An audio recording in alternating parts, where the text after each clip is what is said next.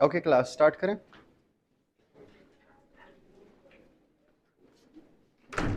Problem है क्या बच्चे से?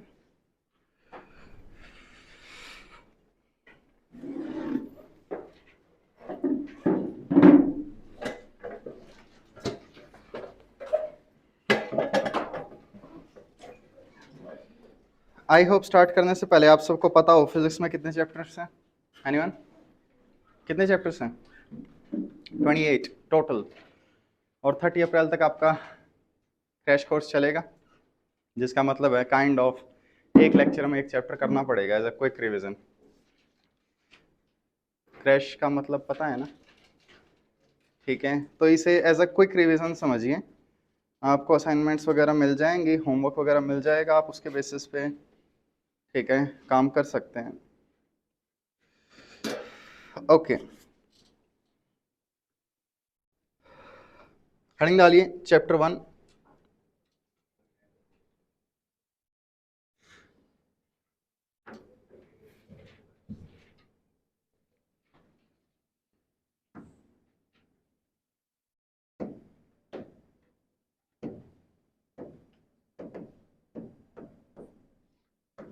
हाँ बच्चों, first chapter units and measurements, heading डाल दी, स्टार्ट करें। ओके, यूनिट्स एंड मेजरमेंट्स, इसमें सबसे पहले क्वांटिटी आती है मेजरमेंट, आप समझ लीजिए। ठीक है, नीचे आपको नोट्स वगैरह सारी चीज़ें मिल जाएंगी, जैसे कहेंगे वैसे, तो कोशिश करना समझने पे ज़्यादा ध्यान दो इंस्टेड ऑफ लिखने के।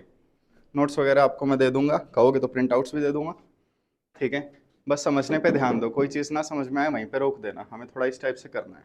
तो what is measurement? Measurement is a process of determining how small और large a physical quantity is. कोई क्वांटिटी कितनी छोटी या कितनी बड़ी है, इस चीज को मालूम करना, इसे हम क्या कहते हैं? मेजरमेंट। तो चैप्टर का नाम क्या है? Units and measurements. तो सबसे पहले मेजरमेंट क्या होती है, हमें ये चीज पता चल गई। नेक्स्ट, इसके बाद अगली चीज है यूनिट। तो आपको पता होगा किसी भी नंबर के साथ हम एक चीज रखते हैं साथ में, जिसे हम यूनिट कहते हैं। तो यूनिट क्या है? Unit is a reference standard. Unit हमें ये बताती है, ठीक, कि किसी चीज को मेजर करने के लिए स्टैंडर्ड क्या है। जैसे आप बनानास लेने जा रहे हो सब्जी मंडी से, क्या कहोगे? 4 लीटर बनाना दे दो। तो हर चीज को डिफाइन करने के लिए उसके लिए एक स्पेसिफिक क्या है, ठीक है, यूनिट है। तो ये यूनिट का डेफिनेशन क्या है? It is a reference standard. फिर इसके बाद कितने टाइप्स की यूनिट्स या क्वांटिटीज हो सकती हैं? एनीवन? तो वो डिफाइन करने के लिए सबसे पहले आपको पता होना चाहिए फिजिकल क्वांटिटी। ठीक, a quantity that can be measured in numbers. एक ऐसी क्वांटिटी जिसे आप नंबरों में बता सकते हो, उसे हम फिजिकल क्वांटिटी कहते हैं। एग्जांपल, मास। कितना मास है? टाइम, लेंथ, याद है ये सारी चीजें। कई क्वांटिटीज हम नहीं बता सकते, जैसे एंगर। कोई कहे गुस्सा आ रहा है, कितना गुस्सा आ रहा है बताओ नंबरों में। ठीक, ये अलग बात है ऑन स्केल 1 to 10, लेकिन वो आपके अकॉर्डिंग है, वो कोई स्टैंडर्ड नहीं है, रेफरेंस स्टैंडर्ड। एंगर हो गया। ठीक, और कोई quantity? Emotions, loose motions, anyone? ठीक है, ये चीज़ें हम प्रॉपरली मेजर नहीं कर सकते। फिजिक्स में आपने पिच वर्ड सुना होगा, इनर्शिया सुना होगा। These are not physical quantities. हम इनकी वैल्यू नहीं बता सकते, हम ये बता सकते हैं पिच कम है या ज़्यादा है। ठीक, तो ये फिजिकल क्वांटिटीज होती हैं। फिजिकल क्वांटिटीज को दो कैटेगरी में ब्रेक किया जा सकता है। आए बच्चे? ठीक, इट्स ओके, आ जाओ बैठ जाओ, कोई बात नहीं। फिजिकल क्वांटिटीज को दो क्लास में ब्रेक किया जा सकता है, विच आर फंडामेंटल क्वांटिटीज, ठीक, and derived quantities. Fundamental quantities and derived quantities समझिए। जैसे आपके पास क्या है, नंबर्स हैं। मैंने आपको 0 से लेकर 9 तक सारी डिजिट्स दे दी। These digits are called fundamental digits. किसी के पास फोन मिलाना है तो तुम इन 10 डिजिट के बिना फोन नंबर नहीं टाइप कर सकते। सो ये क्या होंगे? Fundamental numbers, basic numbers. ठीक है, ऑन द अदर हैंड यहाँ पे आप देखिए, कोई भी नंबर टाइप कर दो, 923, ये क्या है? ये एक डिराइव्ड नंबर है, ये हमने इनसे मिलके बनाया है। बात आई समझ में? तो वैसे ही फंडामेंटल क्वांटिटी फिजिक्स में कितनी होती है एनीवन? 7। मास, लेंथ, टाइम,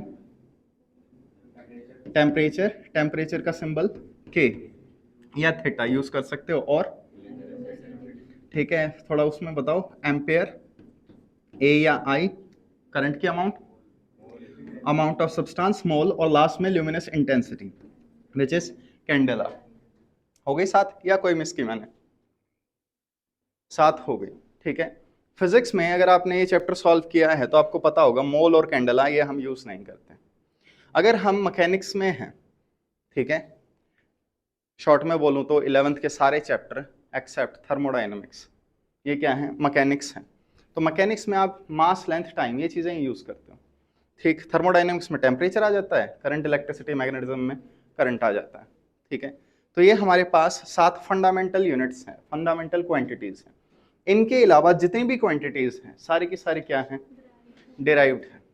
ठीक है, कोई भी क्वांटिटी सोच लो, force, magnetic field, electric field, mu naught, epsilon naught, speed, velocity, acceleration, सारी की सारी जितनी भी क्वांटिटीज तुमने इनके अलावा पढ़ी हैं डिराइव्ड में आएंगी।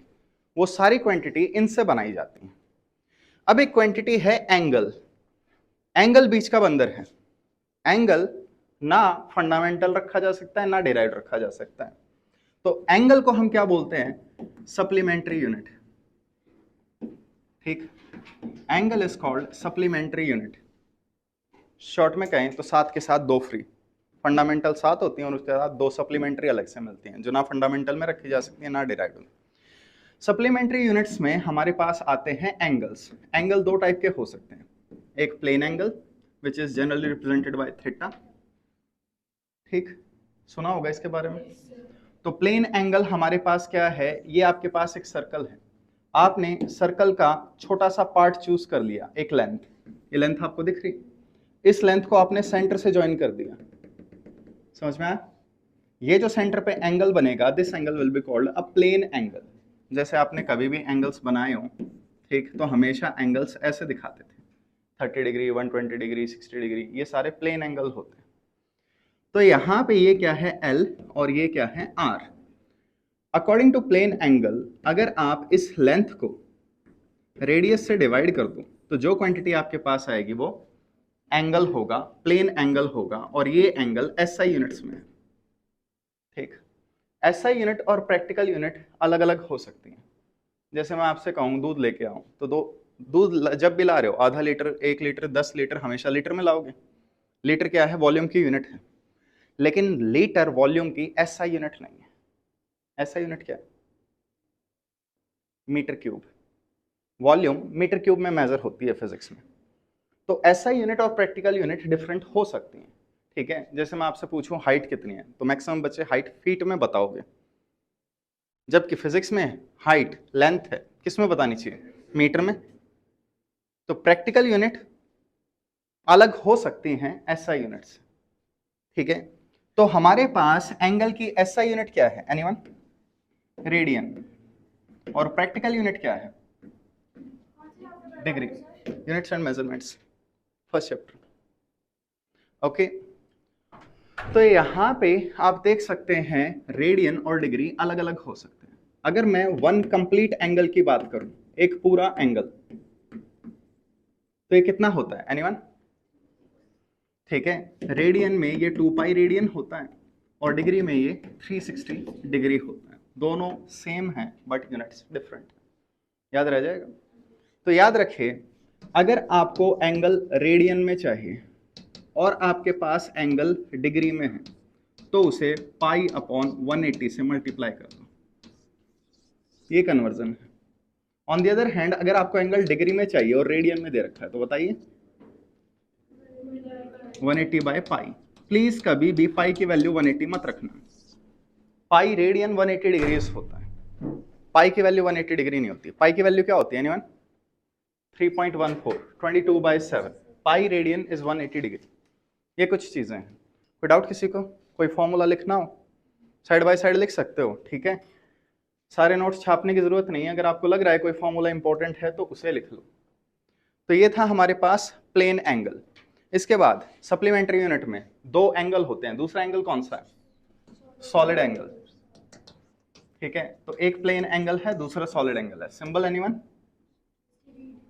सिंबल, सिंबल इसका है ओमेगा, ये दोनों ओमेगा के सिंबल हैं। दूसरे वाला ओम बेशक रिप्रेजेंट करता हो, लेकिन वो ओमेगा है, ठीक है। तो यहां आपके पास क्या था? सर्कल, लेकिन अब हम 3D में है। 3D में सर्कल एनीवन? स्फेयर। तो आपके पास यहाँ पे क्या है? एक स्फेयर हो गया, ये एक स्फेयर है, ये स्फेयर का सेंटर हो गया। एक काम करो, पेन लो, स्केच पेन लो, और इसके ऊपर एक छोटा सा एरिया मार्क कर दो, छोटा सा एरिया। तो मैंने क्या किया, यहां पे एक छोटा सा एरिया मार्क कर दिया ऐसे, ठीक है। अब इस एरिया के हर कॉर्नर को, हर पार्ट को सेंटर से ज्वाइन कर दो। समझ पा रहे हो शेप? कभी मार्केट में तरबूज लेने गए हो, तुमने पूछा हो मीठा है या नहीं मीठा है, उसने कच कच कच 3-4 चक्कू मारे और एक स्लाइस निकाल के दिखा दी। That slice is your solid angle, ठीक है। तो अगर मैं उस स्लाइस की फोटो दिखाने की कोशिश करूं, तो मान लो ये उसने ऐसे ट्रायंगुलर स्लाइस काट दी, इसे सेंटर से ज्वाइन कर दो। सेंटर पे यहां जो एंगल बनेगा, this angle will be a solid angle.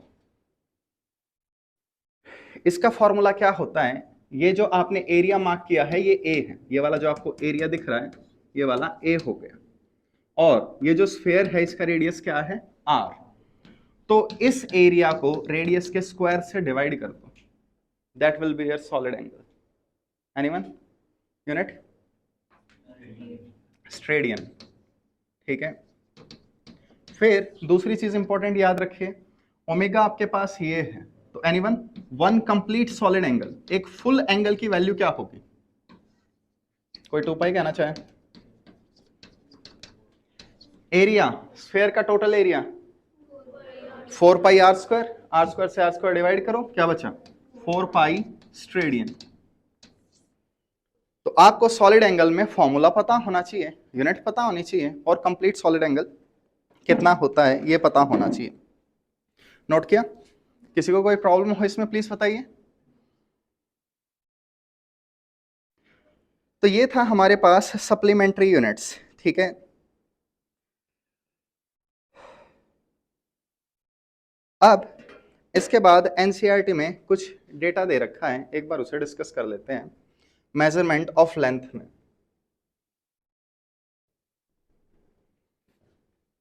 Sorry, measurement of length. तो बच्चों लेंथ की कुछ यूनिट्स बताना, practical units. Of course metre है, सेंटीमीटर है, इनके अलावा और यूनिट्स, जैसे एटम चैप्टर में एटम का साइज कितना दिया था? एंगस्ट्रॉम्स में। न्यूक्लियाई चैप्टर में न्यूक्लियस का साइज कौन सी यूनिट में था? फर्मी में। कोई भी प्लेनेट हमसे कितने डिस्टेंस पे है, ये हम कैसे मेजर करते हैं? लाइट ईयर में। सन हमसे कितने डिस्टेंस पे है? एस्ट्रोनॉमिकल यूनिट में, ठीक है। तो एनसीईआरटी में कुछ ऐसी टर्म्स दी गई हैं, उन टर्म्स को एक बार मैं डिस्कस करना चाहता हूं, वो मेजरमेंट ऑफ लेंथ टॉपिक में है। तो पहली क्वांटिटी है हमारे पास क्या? Fermi. Fermi is a unit of length. Fermi क्या होता है? 10⁻⁻15 मीटर, इसे, ठीक है, याद रह जाएगा। दूसरी यूनिट हमारे पास क्या है? एंगस्ट्रॉम। एनीवन? 1 एंगस्ट्रॉम कितना होता है? 10⁻⁻10 मीटर। इसके बाद नेक्स्ट क्वांटिटी बताइए प्लीज। लाइट ईयर आपके पास हो गई, लाइट ईयर, एस्ट्रोनॉमिकल यूनिट और पार्सक, ये 3 सुनी है। सबसे छोटी कौन सी है तीनों में?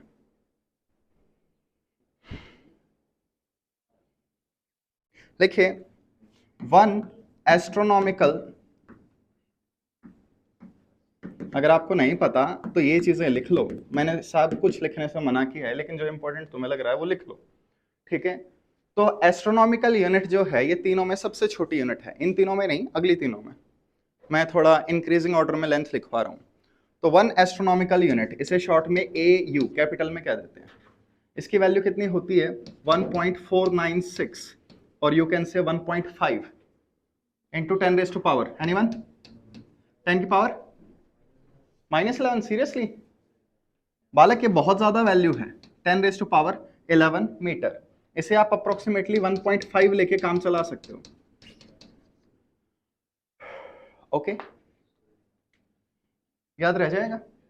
What is astronomical unit? It is average distance, बताइए, between sun and earth.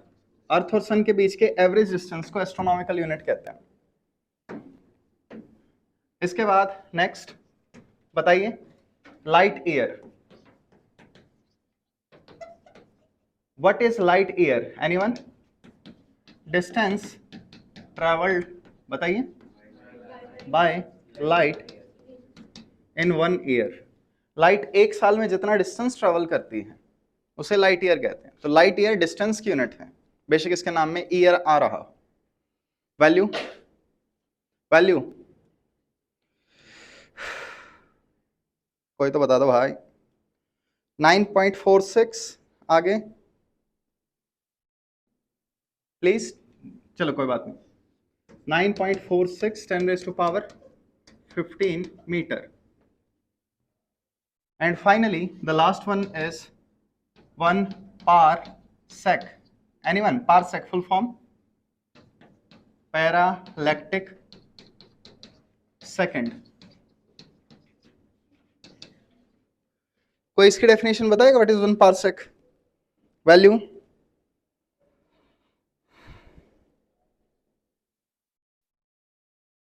Okay, it's okay. 3.08 10⁻16 metre ये होती है। कई बार मैं भूल जाता हूँ, मैं तो डिराइव कर लेता हूँ, तुम अपना देखो, याद ही कर दो। ये अलग बात है, नई एनसीईआरटीज में ये वैल्यू नहीं है, ठीक है, किसी वर्जन में मिल जाती है, किसी में नहीं मिलती। पारसेक, देखो आपके पास एक सर्कल है, ये सर्कल बहुत बड़ा है, बहुत ज्यादा बड़ा।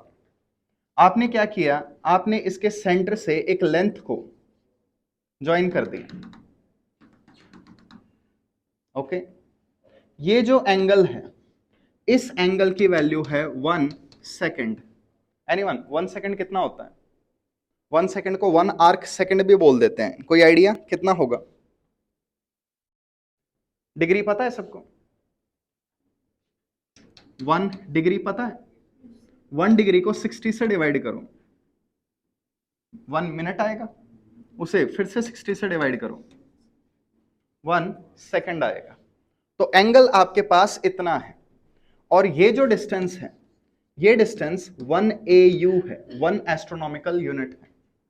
तो ये जो रेडियस होगा, इस रेडियस की वैल्यू क्या होगी? Anyone? This radius will be 1 parsec. Parsec को ऐसे डिफाइन किया गया है, ठीक। अगर कोई आर्क की लेंथ एस्ट्रोनॉमिकल यूनिट के इक्वल है और वो सेंटर पे इतना एंगल बना रही है, तो उसे 1 पारसेक कहा गया है।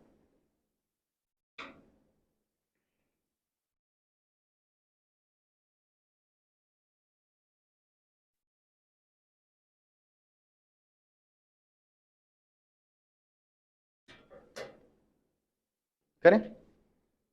नेक्स्ट चेंज करूं? ओके बच्चों, the next thing we have is errors. तो एरर स्टार्ट करने से पहले कुछ टर्म्स। Accuracy, anyone? एक्यूरेसी लिखिए, या आपकी मर्जी है। Closeness to true value, closeness to true value. कोई चीज एक्चुअल वैल्यू के कितना पास है, वो उतनी ज्यादा क्या होगी? एक्यूरेट होगी, ठीक। जैसे फुल स्कोर है 100, एक बच्चे के 30 मार्क्स आए, एक बच्चे के 80 मार्क्स आए, कौन सा ज्यादा एक्यूरेट है? ठीक है, एक्यूरेट वैसे यहाँ कहना थोड़ा गलत है, लेकिन समझ जाओ कि आंसर 100 आना चाहिए था, तो जो 100 के सबसे पास होगा वो सबसे ज्यादा एक्यूरेट होगा। तो क्लोजनेस टू ट्रू वैल्यू, आप एक्चुअल वैल्यू के कितना पास हैं उतना ज्यादा एक्यूरेट होंगे। फिर इसके बाद next term is least count, इसे शॉर्ट में LC कहेंगे। Least count is the minimum value an instrument can measure. एक इंस्ट्रूमेंट कम से कम कितनी वैल्यू मेजर कर सकता है, उसे उसका लीस्ट काउंट बोलते हैं। तो जैसे आपके पास एक घड़ी है, एनीवन? इस घड़ी से एग्जैक्ट कितना टाइम बता सकते हो minimum?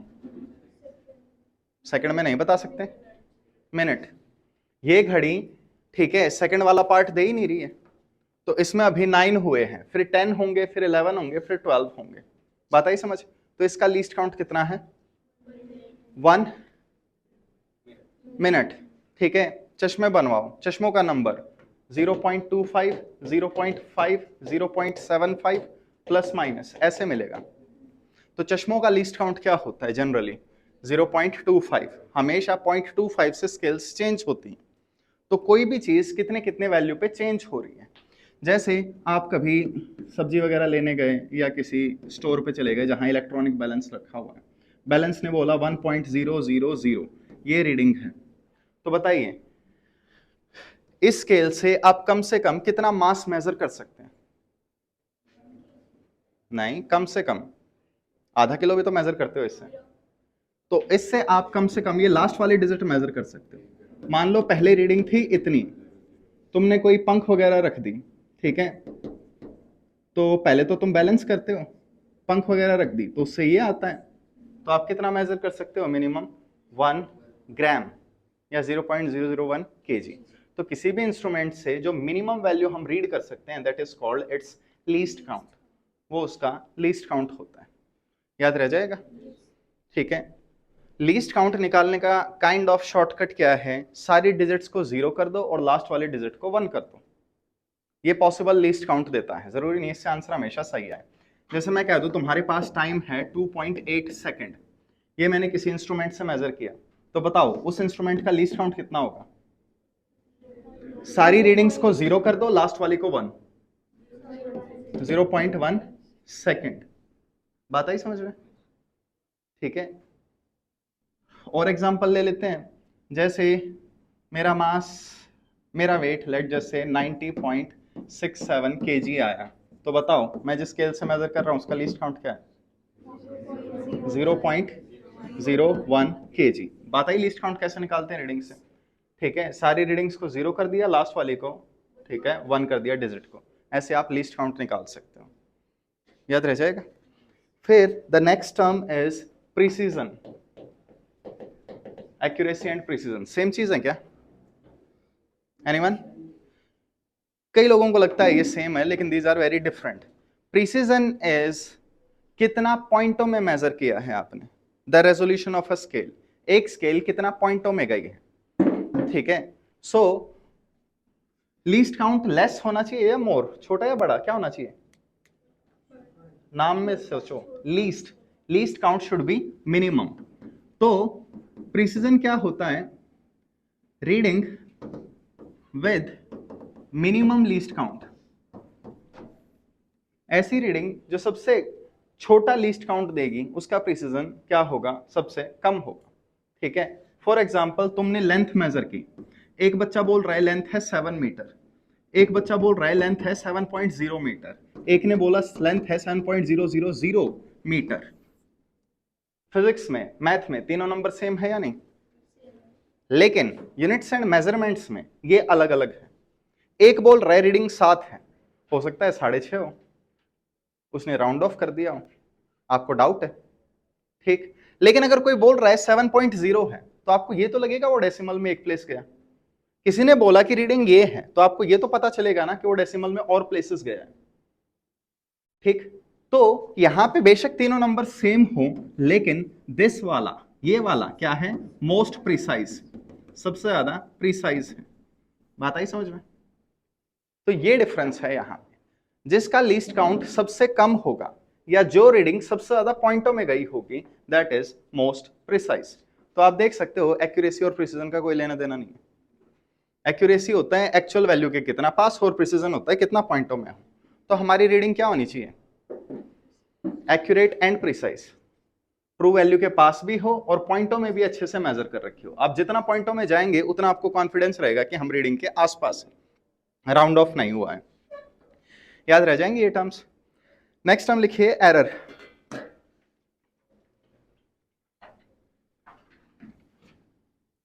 Error, okay. Error is the difference between measured value and true value. Error क्या है, कितना आंसर आया माइनस कितना आंसर आना चाहिए था। ओके, तुम नोटों की गड्डी गिन रहे हो, ठीक है। मैंने क्या किया, मैंने 500 वाले नोट तुम्हें 1000 दे दिए, डोंट वरी वापस ले लूंगा। तो यहां पे मैंने तुम्हें कितना रुपया दे दिया, 5 लाख, और मैं तुम्हें कह रहा हूं पहले से गिन। तो हाथ कांपने लग जाएंगे, क्योंकि एक तो तुम ऑनलाइन जनरेशन वाले हो, गूगल पे वगैरह यूज ज्यादा करते हो, ऊपर से नोट गिनने की आदत नहीं है आजकल किसी को भी, तो तुम गिनोगे, ठीक है। नोट गिनते गिनते गिनते गिनते तुम्हारी कैलकुलेशन गलत हो गई और तुमने गिन दिए 1003 नोट्स, 1003, यानी तुम्हारे नोट 3 फालतू आ रहे हैं। तो एरर कितने की है, 3 की, 1500 रुपए की एरर है। मन में लड्डू फूटेगा कि हाँ भाई 3 नोट रख सकते हैं, लेकिन कहीं ना कहीं डाउट भी होगा, क्योंकि कोई भी नोट ऐसे नहीं पकड़ाता, हर कोई नोट 50 100 ऐसे मल्टीपल्स में देता है। दोबारा गिनोगे, दोबारा तुमने गिने तो आंसर आया 995। इस बार 5 नोट कम आ रहे हैं, मन का लड्डू फूट गया। तो अब पहले एरर कितनी थी, +3, 3 ज्यादा आ रहे थे, अब एरर कितनी है, -5। बात आई समझ में। एक केस में एरर ज्यादा है, एक केस में एरर कम है। These errors are called random errors. Random error कभी पॉजिटिव होती है, कभी नेगेटिव होती है, कभी आंसर ज्यादा आता है, कभी कम आता है। जबकि सिस्टमैटिक एरर जो है वो हमेशा या तो ज्यादा आती है, हमेशा या फिर कम आती है। जैसे एक बच्चे से मैं कह रहा हूं नोट्स गिन, तो उसने पहले गिने 1003, अगली बार गिने 1002, फिर अगली बार गिने 1100। बहुत बड़ी गड़बड़ हो गई।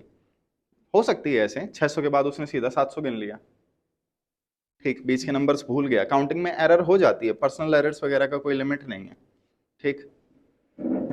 तो यहां पे आप देख सकते हो, एक बच्चा जब गिन रहा है तो उसका आंसर हमेशा ज्यादा आ रहा है, दूसरा अगर गिन रहा है तो उसका आंसर हमेशा कम आ रहा है।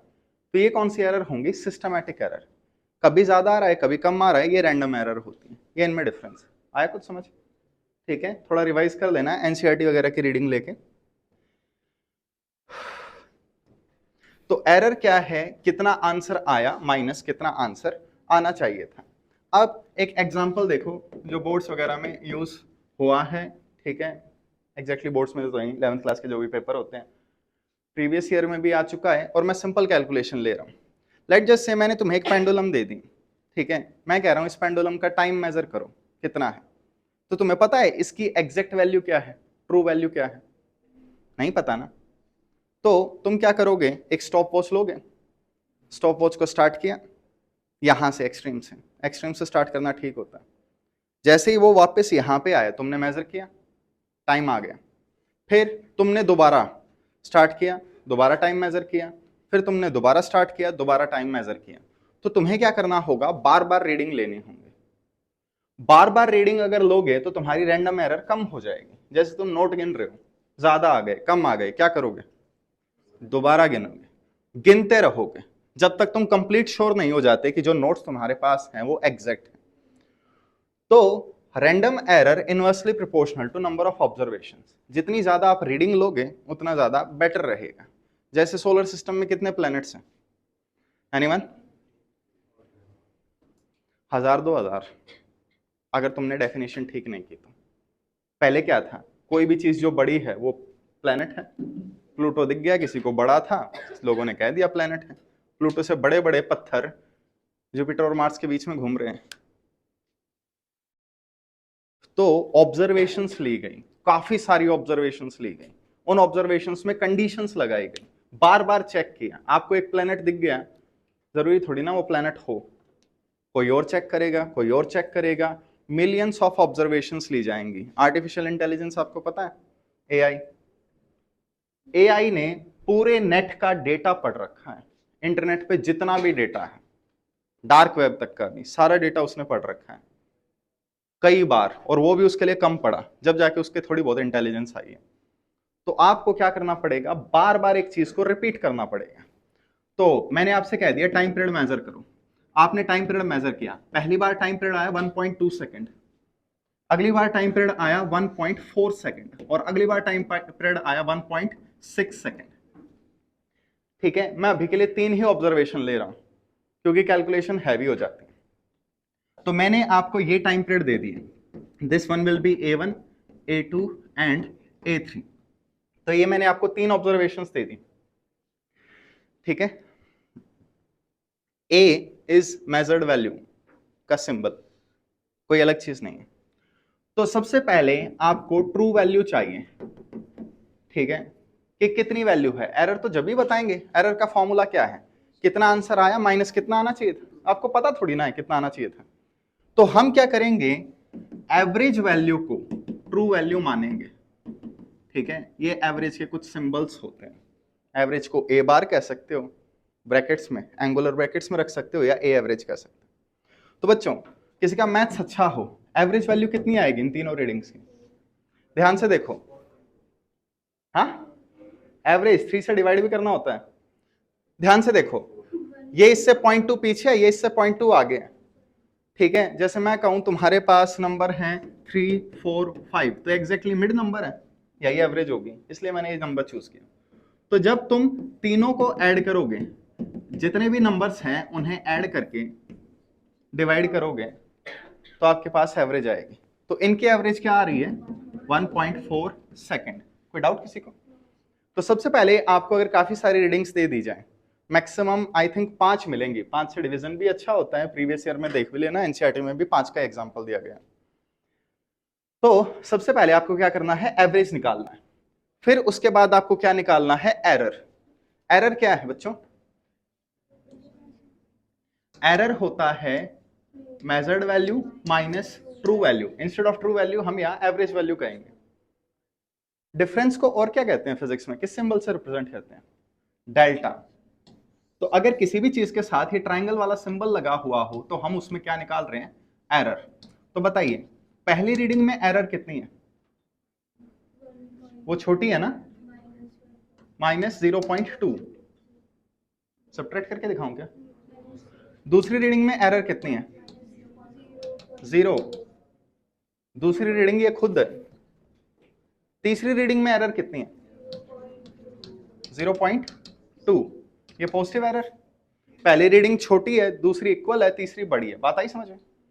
तो पहला स्टेप है एवरेज फाइंड आउट करो, दूसरा स्टेप है हर रीडिंग में एरर फाइंड आउट करो, तीसरा स्टेप है मीन एब्सोल्यूट एरर।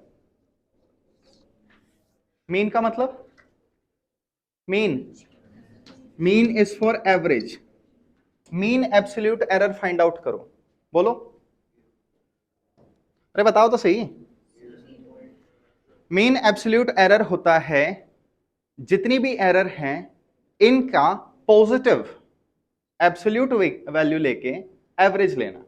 तो देखो मैंने कह दिया, ये निकालो, डेल्टा ए क्या है, एरर। ये क्या है, मैग्नीट्यूड, मॉडुलस। और ये क्या है, एवरेज। तो आपको अगले स्टेप में क्या करना है, जितनी भी रीडिंग्स थी जिनमें एरर आई, उन सारी रीडिंग्स को ऐड किया, पॉजिटिव वैल्यू को, और एवरेज ली।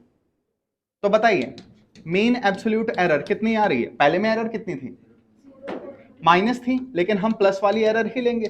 दूसरे में एरर, तीसरे में 0.2। कितनी डिजिट्स हैं, 0.4/3। आई होप मैथ अच्छा हो। बताओ क्या लिखूं, 13333 चलता रहेगा। हाँ भाई, सब में डेसिमल के बाद कितनी डिजिट्स हैं, एक एक। डेसिमल के बाद एक एक है, तो हमारे आंसर में भी डेसिमल के बाद कितनी होंगी, एक ही होगी। तो इसे राउंड ऑफ करो 0.1। पता ही समझ में? तो ये हमारी क्या हो गई, एरर। तो अगर मैं तुमसे पूछूं कि 3 टाइम पीरियड थे, बताओ हम पेंडुलम का टाइम पीरियड कितना लेंगे, तो कितनी वैल्यू आ रही थी एवरेज, 2.4 आ रही थी या नहीं आ रही थी, सॉरी 1.4 आ रही थी, ओके। तो एवरेज वैल्यू 1.4 आ रही थी, एरर कितनी आ रही है, तो प्लस माइनस 0.1। आई होप आपको प्लस माइनस समझ में आया हो। एरर ज्यादा भी हो सकती है, कम भी हो सकती है। तो हम आंसर को ऐसे रिप्रेजेंट करेंगे। अब अगर मैं आपसे पूछूं रिलेटिव एरर कितनी है, फ्रैक्शनल एरर, तो रिलेटिव या फ्रैक्शनल एरर, तो आई होप आपने परसेंटेज पढ़ा हो, परसेंटेज इनिशियल पे निकाला जाता है, तो इसका मतलब है कितनी एरर आई अपॉन कितनी वैल्यू थी। बताइए आंसर।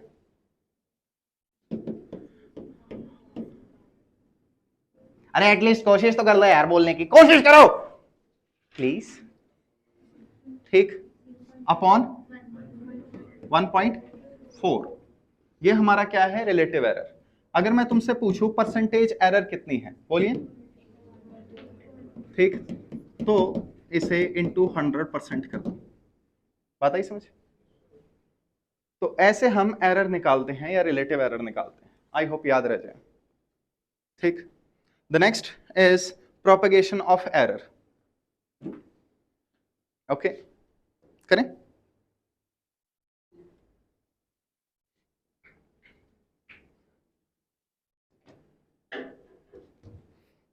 ठीक है, the next thing is propagation of error. अब एक चीज देखो, अगर मैं तुमसे कोई भी क्वांटिटी मेजर करने के लिए बोल दूं, मास कितना है, लेंथ कितनी है, हाइट कितनी है, कुछ भी मेजर करने के लिए बोल दूं, तो वो तुम किसी स्केल से मेजर करोगे। अलग अलग स्केल से सेम आंसर नहीं आता, उनमें थोड़ी बहुत कैलिब्रेशन एरर होती है, उनमें रीडिंग की एरर होती है। तो शॉर्ट में कहूं तो आप कभी भी कोई भी चीज एग्जैक्टली मेजर नहीं कर सकते, एरर उसमें रहेगी। अब मैंने आपसे कहा कि एक सिलेंडर है आपके पास, इस सिलेंडर का रेडियस और लेंथ या हाइट निकालो और इसकी वॉल्यूम बताओ। तो वॉल्यूम का formula pi r square h, कोई डाउट? तो आपने हाइट एग्जैक्टली मेजर नहीं की, हाइट में एरर होगी। मान लो आपने हाइट मेजर कर दी 2.3, तो डेसिमल में मैं एक प्लेस तक ही जा रहा हूं, डेसिमल में मैं ज्यादा प्लेसेस तक जाता तो मेरा आंसर ज्यादा प्रिसाइज आता, मैं कम प्लेसेस तक गया हूं, तो मेरे आंसर में लीस्ट काउंट एरर हो सकती है। तो हाइट में एरर है। मैंने रेडियस भी किसी स्केल से मेजर किया होगा, रेडियस में भी एरर है। अब मैं इनका स्क्वायर करके मल्टीप्लाई कर रहा हूं और वॉल्यूम निकाल रहा हूं। तो अगर इंडिविजुअल डेटा में एरर है तो वो error multiply divide add subtract होके प्रोपगेट करती रहेगी, मूव करती रहेगी, इसी को हम कहते हैं प्रोपगेशन ऑफ एरर। एक एरर पाई में भी होगी, पाई की वैल्यू 3.14 रख रहे हो, क्या रख रहे हो वो आपकी चॉइस है, पाई की एग्जैक्ट वैल्यू कभी रख ही नहीं सकते तुम लोग। तो एरर तो आएगी ही आएगी, हमारा काम क्या है, टू मिनिमाइज द एरर, कम से कम एरर आए और हम ज्यादा से ज्यादा एरर का आइडिया रखें। ठीक है, स्कूटी कार पेट्रोल डलवाएं, जब भी पेट्रोल डलवाओ हमेशा नजर डालो, हर बार पेट्रोल अलग अलग वैल्यू में आएगा। ठीक है, बिल्कुल टैंक खाली करके पेट्रोल डलवा लो, डेसिमल प्लेसेस को ध्यान से देखो, हमेशा पेट्रोल अलग अलग अमाउंट में डलेगा, हमेशा। ठीक है, थोड़ी बहुत एरर आएगी ही आएगी, नेक्स्ट टाइम नोटिस करना, समझोगे।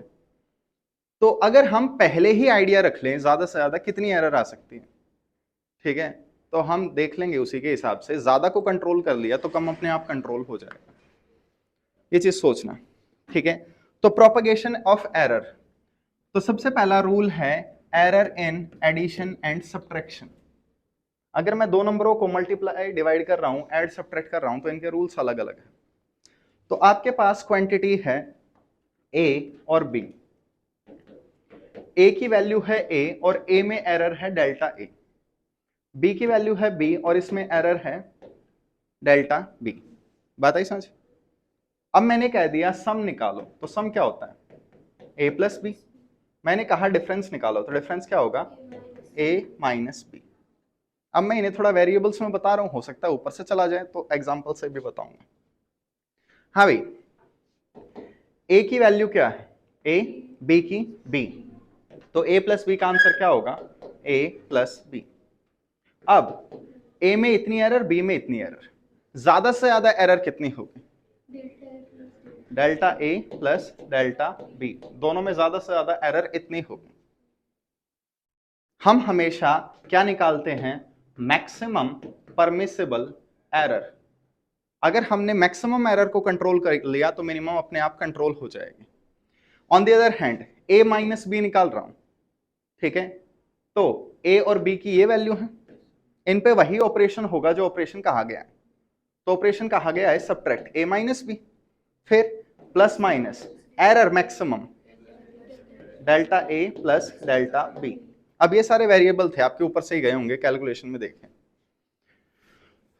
तो एग्जांपल के लिए लेट जस्ट से मेरे पास एक लेंथ है 11 प्लस माइनस 0.5 सेंटीमीटर, मेरे पास दूसरी लेंथ है 6 प्लस माइनस 0.3 सेंटीमीटर। ये दो लेंथ है मेरे पास, देख सकते हो लेंथ में एरर है। बताइए L1 प्लस L2 कितना होगा? तो L1 L2 की वैल्यू कितनी है? 11 और 6, तो 11 प्लस 6 कितना? 70। ये तो वैल्यू हो गई, इस पर वही ऑपरेशन होगा जो कहा गया। अब रही बात एरर की, तो दोनों एरर्स को ऐड कर दो, 0.8 सेंटीमीटर, ये आपका आंसर होगा। अगर मैं आपसे पूछूं L1 माइनस L2 कितना होगा, तो L1 L2 की वैल्यू ये है, सब्ट्रैक्ट करो 5 प्लस माइनस, अब एरर ऐड ही होंगी क्योंकि हम मैक्सिमम एरर चाहते हैं। बात आई समझ में? ठीक है, बच्ची परेशान लग रही है, पहली बार पढ़ रही है? पहली बार पढ़ रही है क्या? कोई बात नहीं, मैं इसे एज ए रिविजन पढ़ा रहा हूँ, इसे पढ़ने के बाद एनसीईआरटी पढ़ोगे, काफ़ी हद तक समझ में आ जाएगी, क्वेश्चंस वगैरह हो जाएंगे। ठीक है, बाकी डाउट क्लास वगैरह में देख लेना। तो ये था किसमें? एरर एडिशन और सब्ट्रैक्शन में। इसके बाद हमारे पास क्या है बताइए? Multiplication and division. तो दूसरा केस हो गया multiply, divide and powers. Multiply, divide या पावर करना। तो आपके पास एक क्वांटिटी है z, इसकी वैल्यू है k a b c, ऐसे।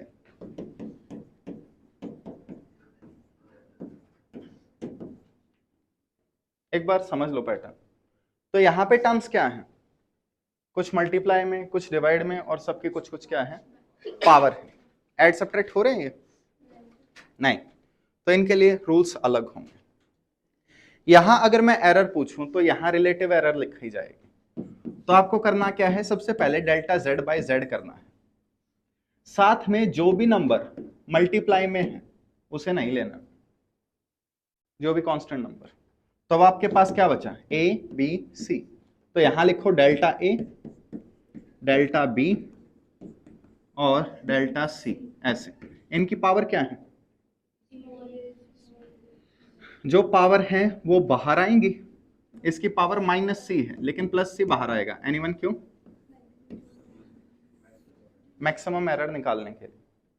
ये आपका आंसर होगा, एक बार नोट कर लो और एग्जांपल देखो।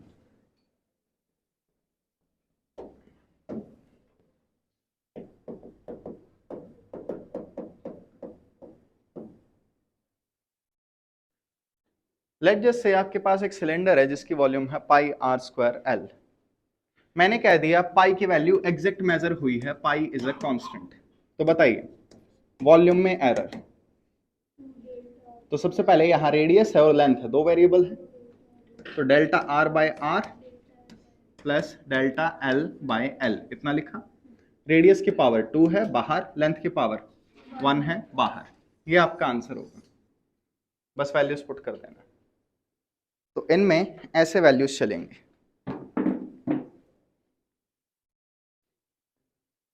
याद रह जाएगा?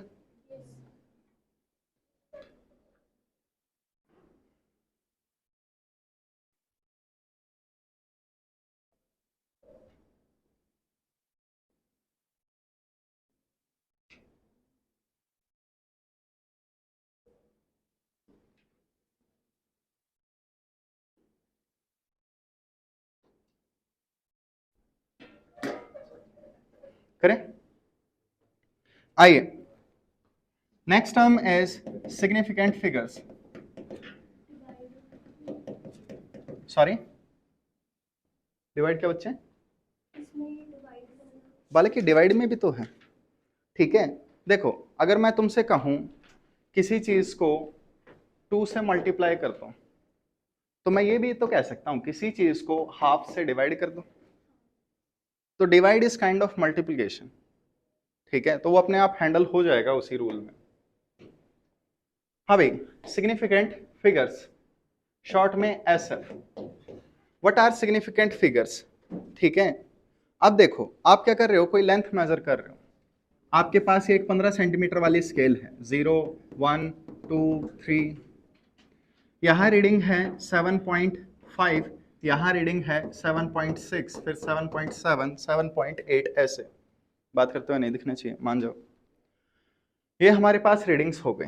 अब तुम कोई लेंथ मेजर कर रहे हो, और जब तुमने लेंथ वो मेजर की तो वो लेंथ यहां कहीं आई, बताइए, हुआ होगा कभी ना कभी अगर तुमने ज्योमेट्री अच्छे से यूज की है तो, 7th 8th क्लास में जब वो स्केल वगैरह यूज करके, क्या रीडिंग लोगे यहाँ पे,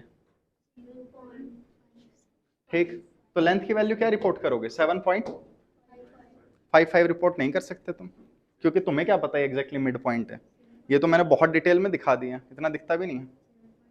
तो अब तुम्हें क्या सोचना होगा, या तो तुम इसे 7.5 रिपोर्ट करोगे या 7.6 रिपोर्ट करोगे, और तुम्हें कहीं ना कहीं पता है दोनों ही गलत है। So this is due to the least count, ये क्या है, लीस्ट काउंट की वजह से ये एरर इंट्रोड्यूस हुई है, याद रह जाएगा। तो एरर तो आएगी ही आएगी।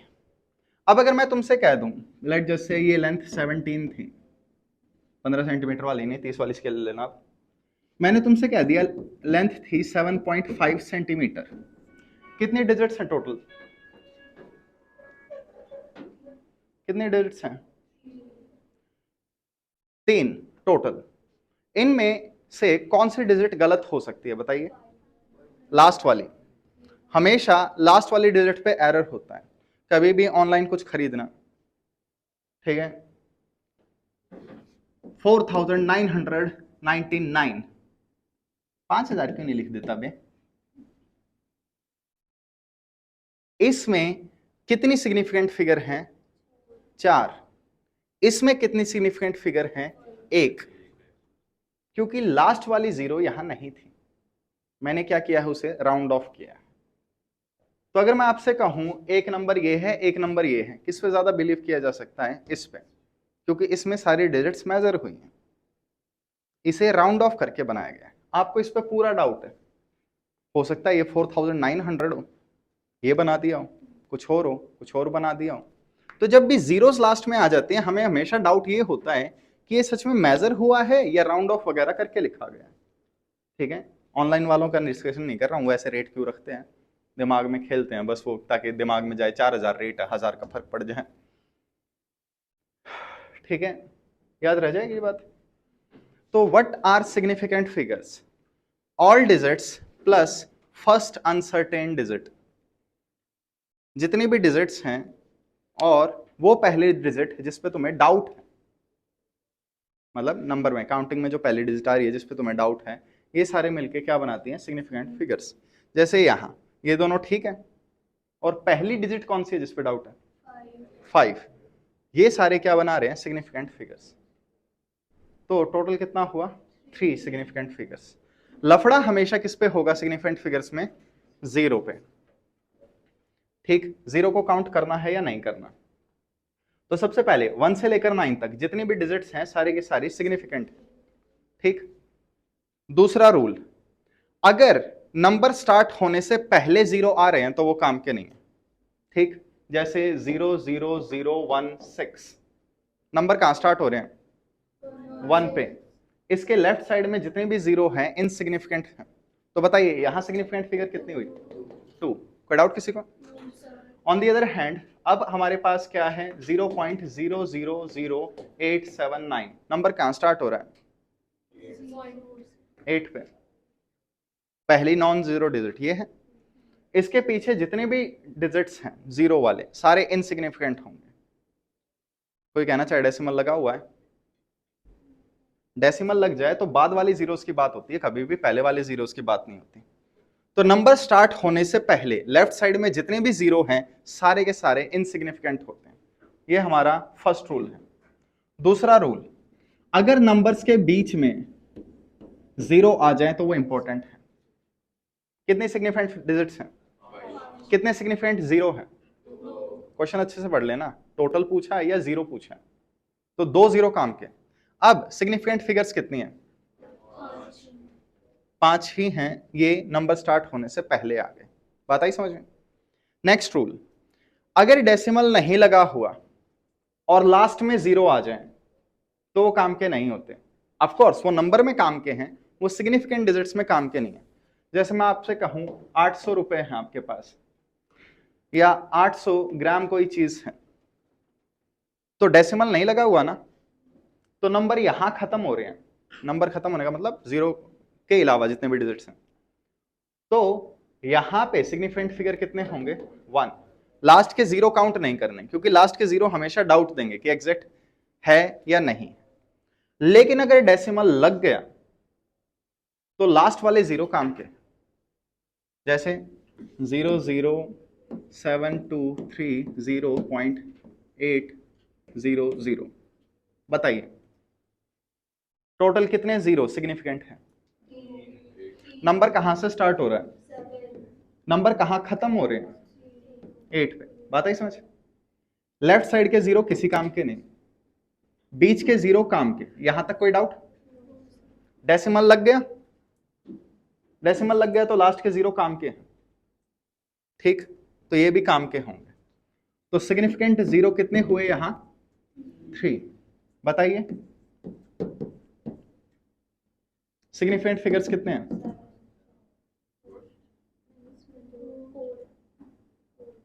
4 या 2?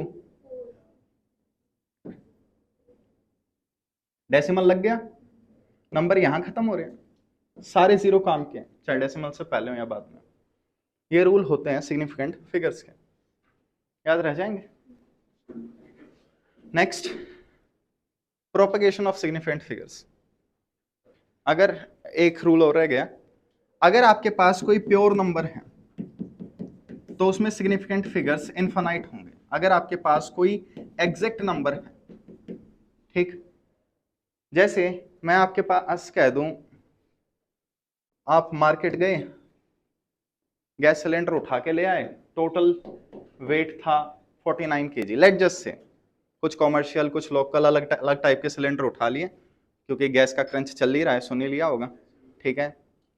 मूली के पराठे खाओ, गैस भरते रहो। काफी बेकार जोक था। आइए वापस, तो यहाँ पे 49 kg मैंने आपसे बोल दिया। बताइए कितने सिग्निफिकेंट फिगर्स हैं? इनफाइनाइट क्यों है? ये मेजर्ड वैल्यू है। क्या आपको कंफर्म है कि ये एग्जैक्ट 49 होगा? थोड़ा सा कम हो सकता है, थोड़ा सा ज्यादा हो सकता है। दिल्ली में अगर तुम हो तो ये जो गैस सिलेंडर देने आते हैं, इनके पास खुद की स्केल होती है, ये हमेशा अपनी स्केल को खराब करके लाते हैं। इसीलिए मैक्सिमम लोग खुद की वेइंग मशीन रखते हैं। उनके रीडिंग अलग आ रहे हैं, तुम्हारे अलग आ रहे हैं। कबाड़ी वाले को कभी सामान बेच के देखो, उसकी रीडिंग बहुत अलग आएगी, तुम्हारी बहुत अलग आएगी। मेजर्ड वैल्यू वाली स्केल में हमेशा लफड़े हो सकते हैं, एरर तो आएगी ही। तो इसमें एरर होगी। रीडिंग आ रही है 49, हो सकता है रीडिंग हो 48.9, राउंड ऑफ कर दिया उस स्केल ने, कई स्केल राउंड ऑफ कर देते हैं। हो सकता है रीडिंग हो, ठीक है, 49.4, राउंड ऑफ हो गया। तो इसमें सिग्निफिकेंट फिगर्स कितनी है? 2। लेकिन अगर मैं कहूं आपसे एक क्लास में 49 स्टूडेंट्स हैं, तो क्या 48.9 हो सकते हैं? 49.1? तो 48 स्टूडेंट्स अगर हैं तो स्टूडेंट कितने हुए? 48.0 बार एग्जैक्ट। ये राउंड ऑफ नहीं हो सकता ऐसे, ठीक है, उस सेंस में ये एक परफेक्ट नंबर में आएगा। हाँ ये हो सकता है 49 48 से 49 बोल दिया हो, एरर में गलती हो, सिग्निफिकेंट फिगर में गलती नहीं है, तो ये सोच लेना ये परफेक्ट नंबर्स होते हैं। अब propagation of significant figures plus minus, तो रूल क्या कहता है? देखो, आई होप तुम्हारा मैथ अच्छा हो। 7.8263, 1.9, 2.132, इन नंबर्स को जरा ऐड करना। मेरा मैथ थोड़ा खराब है प्लीज। तो यहां जस्ट 3, यहां जस्ट 6, यहां नहीं, गलती कर दी मैंने, ठीक है, रुको रुको, 2 यहां आएगा, तो यहां 8, यहां 5 यहां, पक्का?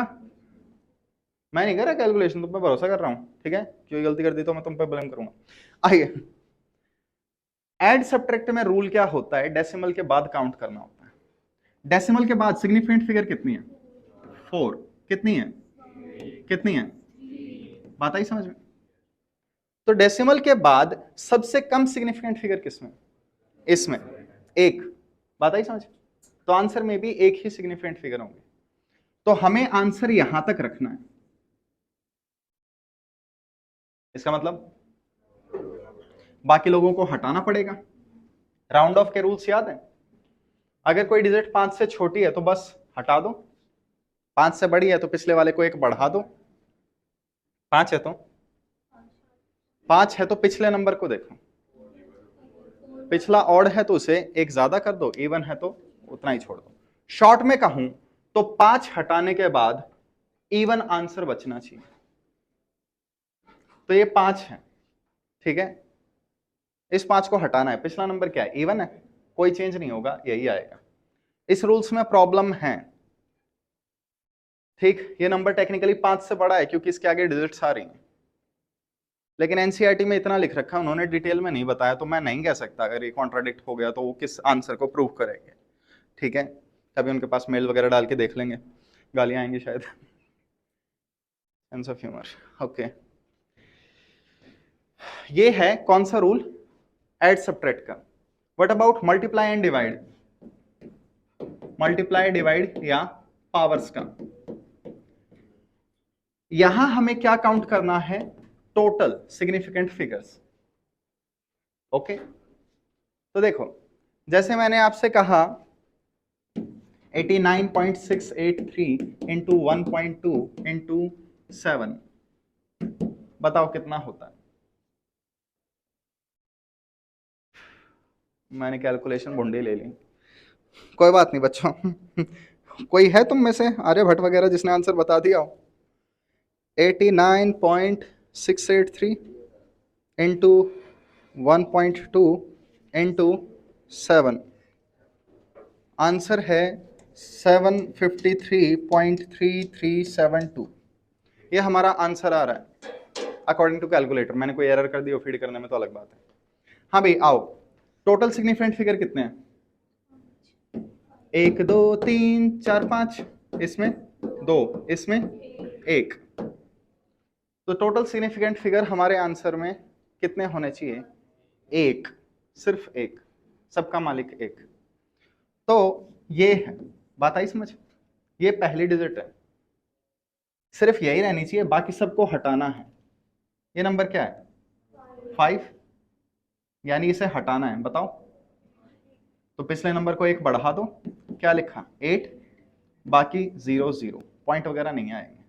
देखो ये कैलकुलेशन 700 समथिंग है, 700 समथिंग, तो आंसर 700 800 समथिंग ही रहना चाहिए। कभी आंसर 7 लिख दो, राउंड ऑफ के रूल्स वगैरह देख लेना। तो आपको ये आंसर रिपोर्ट करना पड़ेगा। तो ऐड सब्ट्रैक्ट करते टाइम डेसिमल के बाद हम देखते हैं, मल्टीप्लाई डिवाइड या पावर करने में हम टोटल देखते हैं, जिसमें मिनिमम होंगी उतनी आंसर में दिखा देते हैं। कोई डाउट किसी को? ओके, हाँ तो बच्चा पार्टी नेक्स्ट लिखिए डायमेंशंस।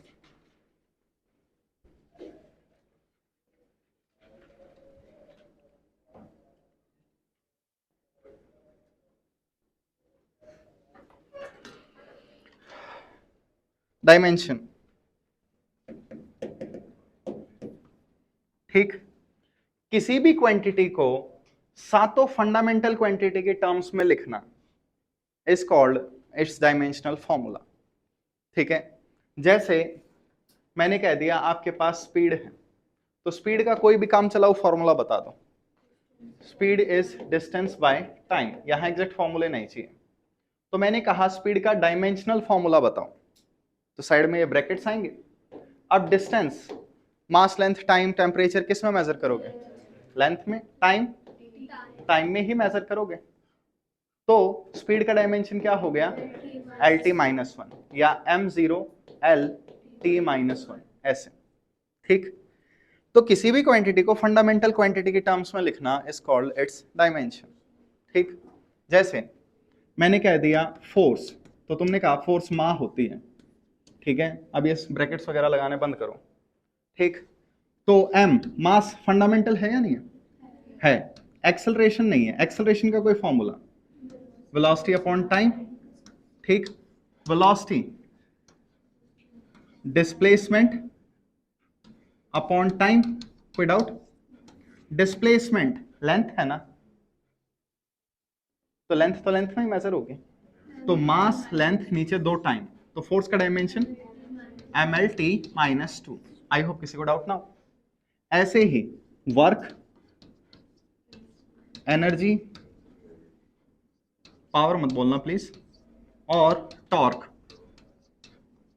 फॉर्मूले वर्क का फोर्स इंटू डिस्प्लेसमेंट, यानी फोर्स को एक लेंथ एक्स्ट्रा दे दो, कोई डाउट? एनर्जी, कोई एनर्जी का फॉर्मूला बताना, mgh, mg वेट है, वेट फोर्स ही होती है ना, तो ये भी फोर्स इंटू लेंथ है।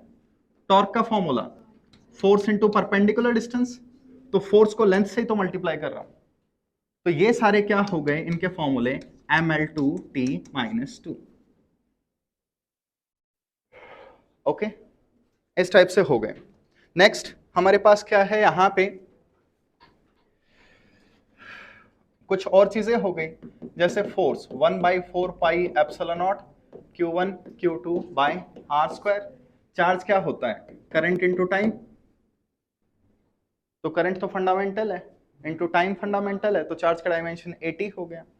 तो एप्सिलॉन नॉट का डायमेंशन निकाल लो, बाकी सबके तुम्हें पता है क्या है एप्सिलॉन नॉट का dimension, malt MALT minus plus 1 2 3 4, ये एप्सिलॉन नॉट का डायमेंशन आएगा। म्यू नॉट आपको पता है magnetic field, mu not NI, तो म्यू नॉट का डायमेंशन अगर आप निकालोगे तो म्यू नॉट होता है फोर्स अपॉन करंट स्क्वायर, ये आएगा, घुमा फिरा के निकालोगे। तो बच्चों फोर्स MLT-2, करंट का डायमेंशन A, तो ये म्यू नॉट का डायमेंशन हो गया। आप हमेशा फॉर्मूला ऐसा चूज करो जिसमें आपको बाकी क्वांटिटीज के डायमेंशन पता है या बाकियों के इजीली निकाले जा सकते हैं। जैसे बताइए वोल्टेज का डायमेंशन, एनीवन? मैं वोल्टेज का डायमेंशन पूछूं तो ठीक है, कोई फॉर्मूला बताओ जिसमें वोल्टेज आती हो। Work done Q delta we होता है, पोटेंशियल एनर्जी क्यू वी होती है, पावर वी आई होती है। अब देखो वर्क ml2t-2 रटा हुआ होना चाहिए, चार्ज 80, तो सिर्फ एक क्वांटिटी रह गई पोटेंशियल, सेम ये है। पावर वर्क अपॉन टाइम होता है, करंट फंडामेंटल है ही, तो यहां से वोल्टेज की आ जाएगी। बताइए इंडक्टेंस L, उसका डायमेंशन चाहिए, फॉर्मूला बताओ कौन सा बेस्ट रहेगा? सॉरी बालक, E is equal to minus l d i by d t, ये फॉर्मूला ठीक है लेकिन ठीक नहीं है, पहले तुम्हें वोल्टेज की निकालनी पड़ेगी, पहले वो निकालनी पड़ेगी ना, एक ऐसा फॉर्मूला जिससे आंसर जल्दी से आ जाए। आई होप आपने फॉर्मूला सुना होगा ½ Li², तो यहां से बेस्ट रहेगा। तो अगर आपको कभी भी डायमेंशन निकालना है तो ऐसा फॉर्मूला यूज करो जिसमें बाकियों के डायमेंशन इजीली पता हो। ठीक, जैसे मैं तुमसे पूछ लूं ½ ε0e², इसका डायमेंशन बताओ, तो अगर तुम्हें पता है ये एनर्जी अपॉन वॉल्यूम है तो तुम इसका डायमेंशन इजीली निकाल सकते हो। अगर मैं तुम्हें कहूं intensity upon speed of light, इसका डायमेंशन बताओ, तो अगर तुम्हें पता है ये क्वांटिटी प्रेशर होती है और प्रेशर फोर्स अपॉन एरिया होता है, तो आंसर जल्दी निकल जाएगा। तो तुम्हें सारे फॉर्मूले पता होने चाहिए डायमेंशंस चैप्टर को सॉल्व करने के लिए। ठीक है, तो व्हाट आर डायमेंशंस, एनीवन? अभी तक मैं डेफिनेशन पे नहीं आया हूं।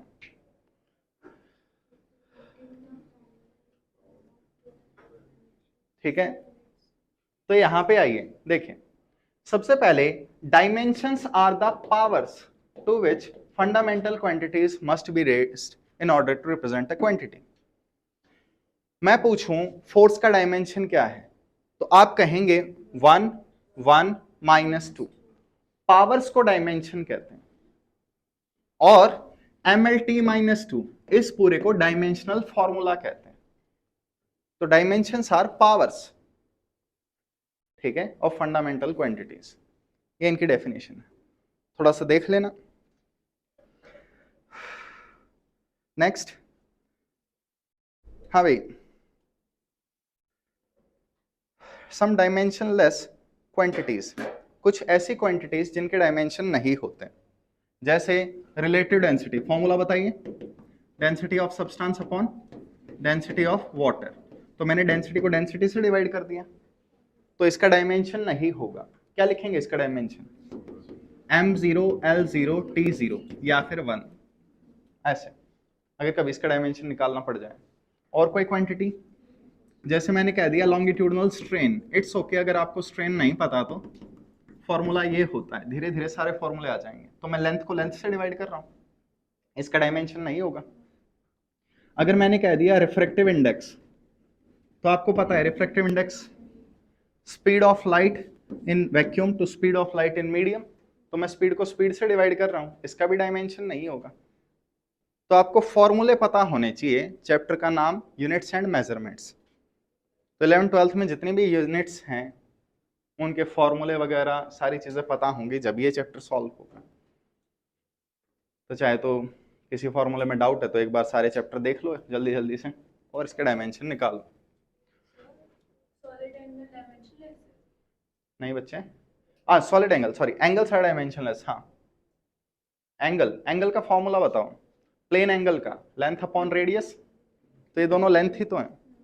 Solid angle area upon radius का स्क्वायर, इसकी यूनिट मीटर स्क्वायर, इसकी यूनिट मीटर स्क्वायर आएगी। So angles are dimensionless but they have unit, उनके पास यूनिट होती, ठीक, याद रह जाएगा। तो ये हमारे पास डायमेंशंस हैं। इसके बाद मैथमेटिकल सिंबल्स, मैथ के जितने सिंबल हैं इनके डायमेंशन नहीं होते। जैसे मैं आपसे कहूं एक्सेलरेशन होता है dv/dt, तो dv कितना होगा बच्चों? a dt, इंटीग्रेट कर दो तो velocity is equal to a dt, ये होगा। अब मान लो मैं तुम्हें कह दूं इसका डायमेंशन क्या है, तो अगर तुम्हें पहले से पता है ये स्पीड देता है, वेलोसिटी देता है, तो तुम इसका डायमेंशन बता सकते हो। नहीं पता तो देखो, यहां मैथ के सिंबल क्या है? ये सांप और ये डी, ये डिफरेंशियल का सिंबल और ये इंटीग्रेशन का सिंबल। इनको हटा दो तो क्या बचा? 80। तो ये जो मैथ के सिंबल आ जाते हैं, log, cos, sine, exponential function और कोई भी चीजें, डिफरेंशिएशन, इंटीग्रेशन, ठीक है, तो आप क्या कर सकते हो, आप इन्हें हटा सकते हो, हटा सावन की घटा, इस टाइप से, ठीक। नेक्स्ट लिखिए होमोजेनिटी ऑफ डायमेंशंस।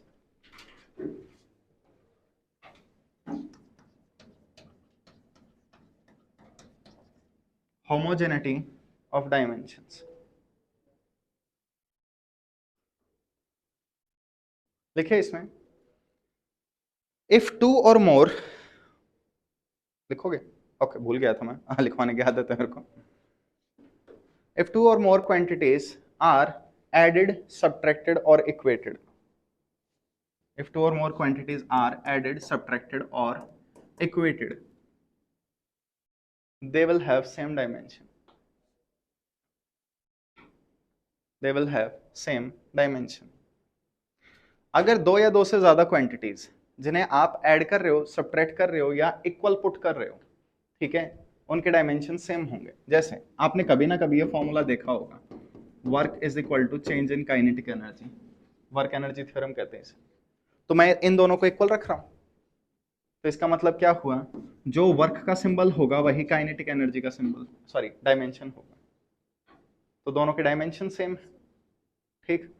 और v is equal to u plus 80, मैं u में 80 ऐड कर रहा हूं, तो अगर मैं दो क्वांटिटीज को ऐड कर रहा हूं तो बोलो दोनों के डायमेंशन सेम होंगे।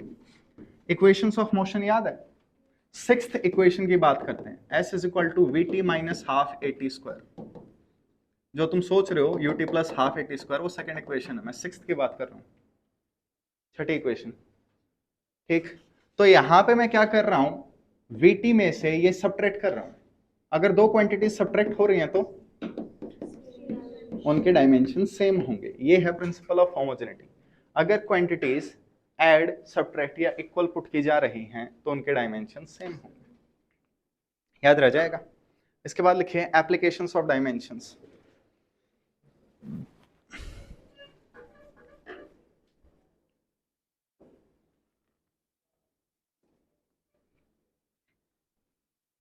एप्लीकेशंस ऑफ डायमेंशन, डायमेंशन की एप्लीकेशन। तो पहली, टू चेक कंसिस्टेंसी, हम इससे क्या करेंगे, कंसिस्टेंसी चेक करेंगे कि कोई इक्वेशन सही है या नहीं है। लेट जस्ट से आप काफी टाइम के बाद, ठीक है, फिजिक्स सॉल्व कर रहे हो, जो कि मुझे लग ही रहा है, और आपको डाउट है फोर्स एम में होता है या फोर्स एम में स्क्वायर होता है, आपको डाउट है, तो डायमेंशन क्या कर सकता है, डायमेंशन आपकी हेल्प कर सकता है यहां फाइंड आउट करने में। आप डायमेंशन फॉर्मूला लगा लो, अगर LHS RHS गलत आ गए, जैसे इसका और इसका डायमेंशन अलग अलग आएंगे, तो ये फॉर्मूला क्या हो गया, इनकंसिस्टेंट। तो डायमेंशन आपको ये बता सकता है कोई फॉर्मूला गलत है या नहीं, मेनली ये बताने में हेल्प करता है कि कोई फॉर्मूला गलत है, ठीक है, याद रह जाएगा। ठीक, तो इससे हम सही गलत फॉर्मूले ढूंढ सकते हैं। नहीं नहीं नहीं, देख बच्चे, मैंने लेफ्ट साइड का डायमेंशन निकाला, लेफ्ट साइड का कितना आया, m l t minus two. मैंने राइट साइड का निकाला, m l two t minus four, ये डायमेंशन आएगा। तो मैंने तुम्हें लिख दिया कि हाँ भाई फोर्स एम में स्क्वायर होती है, तो तुम सीधा बोल सकते हो कि लेफ्ट साइड का और राइट साइड का डायमेंशन गलत है, मैच नहीं हो रहा, तो ये फॉर्मूला ही गलत हो गया, ये मेरा मतलब था। हम इससे ये चेक कर सकते हैं कि कोई गिवन फॉर्मूला सही है या नहीं है अकॉर्डिंग टू डायमेंशन, ठीक है।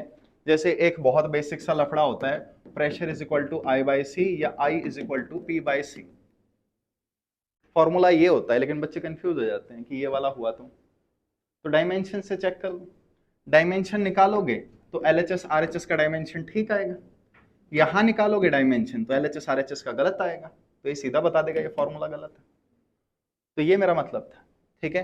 इसकी दूसरी एप्लीकेशन है प्रोडक्ट ऑफ पावर्स। तो प्रोडक्ट ऑफ पावर्स क्या है, देखो मैं आपसे कह रहा हूं कि फोर्स डिपेंड करती है मास पे, वेलोसिटी पे और टाइम पे। फोर्स क्या होता है, मास इनटू एक्सेलरेशन, एक्सेलरेशन क्या होता है, वेलोसिटी अपॉन टाइम, कोई डाउट। लेकिन मुझे ये नहीं पता कि मास, वेलोसिटी, टाइम, इनकी पावर क्या क्या आएंगे, ये कैसे आएंगे, मुझे बस ये पता है ये मल्टीप्लाई डिवाइड में आएंगे, ठीक। सो इसे हम निकाल सकते हैं by the help of dimensions, और जिस मेथड से निकालेंगे उसे प्रोडक्ट ऑफ पावर्स कहते हैं। तो अगर मुझे पता है फोर्स इन पे डिपेंड कर रही है, तो इनकी पावर मैं लेट कर दूंगा एक्स वाई जेड। अब डायमेंशन लो, तो लेफ्ट साइड का डायमेंशन और राइट साइड का डायमेंशन इक्वल होना चाहिए, एम डायमेंशन एम ही, स्पीड का dimension L t minus one. I hope किसी को प्रॉब्लम ना हो, दोनों की पावर वाई थी, पावर की पावर मल्टीप्लाई हो जाती है। And finally time T power Z, कोई डाउट। हाँ भाई, फोर्स का डायमेंशन क्या होता है, M l t minus to, यहां एम एल टी, ये बच रहा है।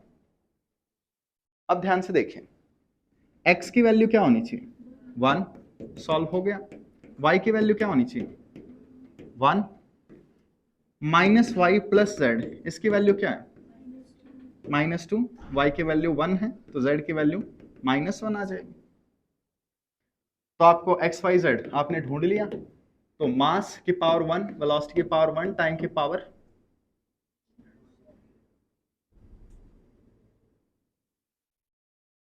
क्या हुआ, मैंने सॉल्यूशन में गलती कर दी क्या? टैंक की पावर -1 ही आएगी, ठीक है, वही तो बन रहा है जो हमें पहले से पता था। तो किसी भी क्वांटिटी को घुमा फिरा के ऐसे निकालना, एक्स वाई जेड पावर मानना, डायमेंशन इक्वल पुट करना, इसे हम क्या कहते हैं? Product of powers method. ठीक, इसके बाद है ड्रॉबैक्स ऑफ डायमेंशन, डायमेंशन और उसकी दिक्कतें।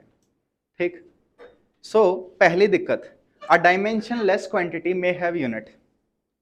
अगर किसी क्वांटिटी के पास डायमेंशन नहीं है तो उसके पास यूनिट हो सकती है। तो इसमें पहला एग्जांपल है एंगल।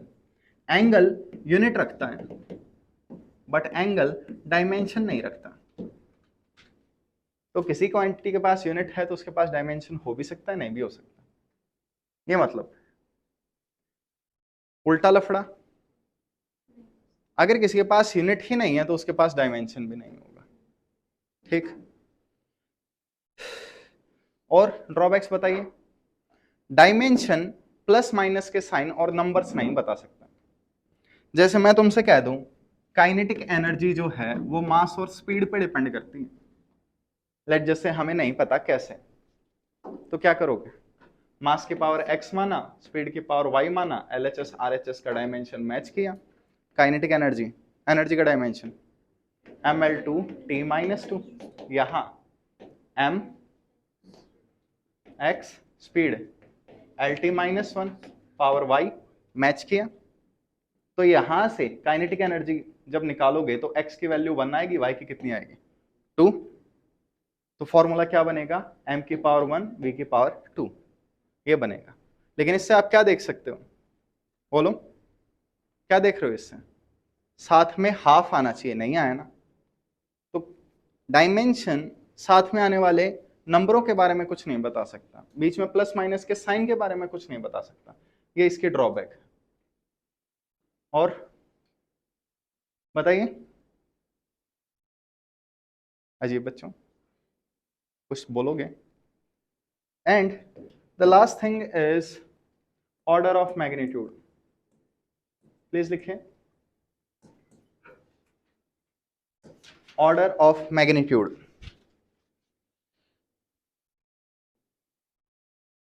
तो सबसे पहले आप किसी भी क्वांटिटी को साइंटिफिक नोटेशन में लिखोगे। जैसे मैंने आपको एक क्वांटिटी दे दी, आपने इसकी वैल्यू लिखी a इंटू 10⁻⁵ ठीक है। एग्जाम्पल, हाँ भाई, प्रोटॉन का मास 1.67 10⁻⁻⁻, kg, कोई डाउट? इलेक्ट्रॉन का मास 9.1 10⁻⁻31, स्पीड ऑफ लाइट 3.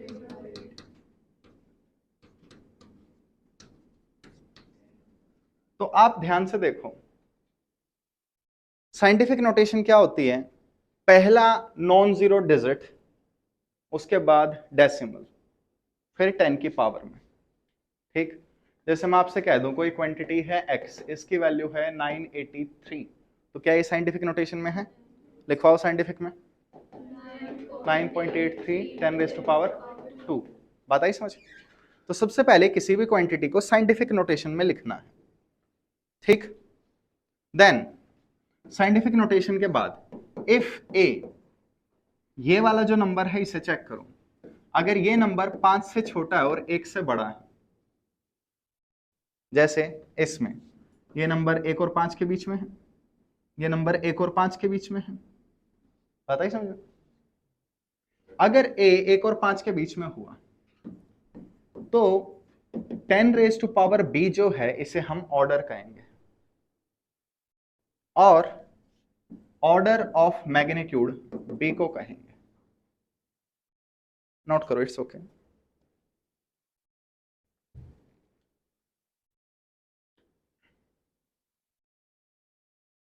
स्टार्ट। देखिए, ये नंबर 1 और 5 के बीच में है, इसे क्या कहेंगे? ऑर्डर। तो अगर मैं पूछूं मास ऑफ प्रोटॉन का ऑर्डर क्या है? 10⁻⁻27 kg। अगर मैं आपसे पूछूं ऑर्डर ऑफ मैग्नीट्यूड क्या है, -27, बात आई समझ। हाँ भाई, स्पीड ऑफ लाइट ऑर्डर क्या है, 10⁸8, ऑर्डर ऑफ मैग्नीट्यूड क्या है, 8, बात आई समझ। On the other hand if a is greater than 5, अगर ये नंबर 5 से बड़ा हो जाए, एनसीईआरटी में 5 से 10 तक लिख रखा है लेकिन कोई बात नहीं, साइंटिफिक नोटेशन में नहीं जाएगा, 5 से बड़ा हो जाए, तो ऑर्डर हम कहेंगे 10⁻b+1 और ऑर्डर ऑफ मैग्नीट्यूड कैसे कहेंगे, b+1 को।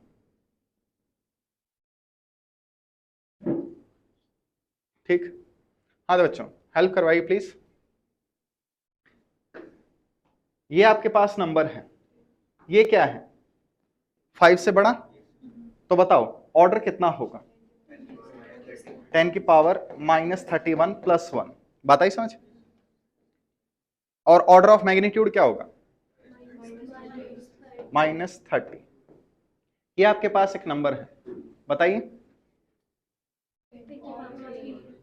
ठीक, तो ये 5 से बड़ा हो गया, तो इसे एक बढ़ाना पड़ेगा, तो 10⁻³ क्या है, ऑर्डर, और 3 क्या है, ऑर्डर ऑफ मैग्नीट्यूड।